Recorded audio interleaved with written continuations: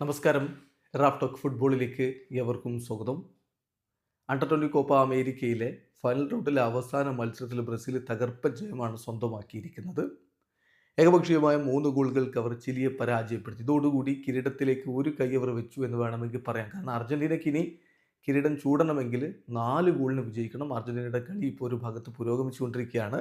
നമ്മൾ ഈ video shoot ചെയ്യുന്ന ഘട്ടത്തിൽ അവരുടെ കളി 57 മിനിറ്റ് ആയിട്ടിട്ട് 2-1 അർജന്റീന പുറകിലുമാണ്. അപ്പം ബ്രസീൽ ഏതാണ്ട് കിരീടത്തിലേക്ക് എത്തി എന്ന് പറയാവുന്ന സ്ഥിതിവിശേഷമാണുള്ളത്. പിന്നെ എന്തും സംഭവിക്കാം, ഫുട്ബോൾ ആണല്ലോ. അപ്പോൾ ഇനിയും അവിടെ മിനിറ്റുകൾ ബാക്കിയുണ്ട്. ഏതായാലും ബ്രസീൽ അവരുടെ ജോലി വൃത്തിയായി ചെയ്തിട്ടുണ്ട്. ഏകപക്ഷീയമായ 3 ഗോളുകളുടെ വിജയം നേടുമ്പോൾ ഡേവിഡ് വാഷിംഗ്ടണും പെഡ്രിഞ്ഞോയും മാറ്റിയാസുമാണ് അവർക്ക് വേണ്ടി ഗോളുകൾ കണ്ടെത്തിയിട്ടുണ്ടായിരുന്നത്. മത്സരത്തിൽ ബ്രസീലിൻ്റെ മുന്നേറ്റങ്ങൾ നയിച്ചുകൊണ്ട് ആദ്യ 11 റയാനും വെസ്ലിയും പെഡ്രോയും ഒക്കെയാണ് ഒരുമിച്ചിറങ്ങിയത്. കളിയുടെ ആദ്യ പകുതിയിൽ ബ്രസീലിന് ഗോളുകളൊന്നും നേടാൻ കഴിഞ്ഞിരുന്നില്ല. എന്നാൽ രണ്ടാം പകുതിയിൽ കളി മാറി. 73-ാമത്തെ മിനിറ്റിൽ ഡേവിഡ് വാഷിംഗ്ടൺ അവർക്കായിട്ട് ഗോൾ കണ്ടെത്തി. അദ്ദേഹം രണ്ടാം പകുതിയിൽ സബ്സ്റ്റിറ്റ്യൂട്ട് ആയിട്ട് ഇറങ്ങിയ ആളാണ്.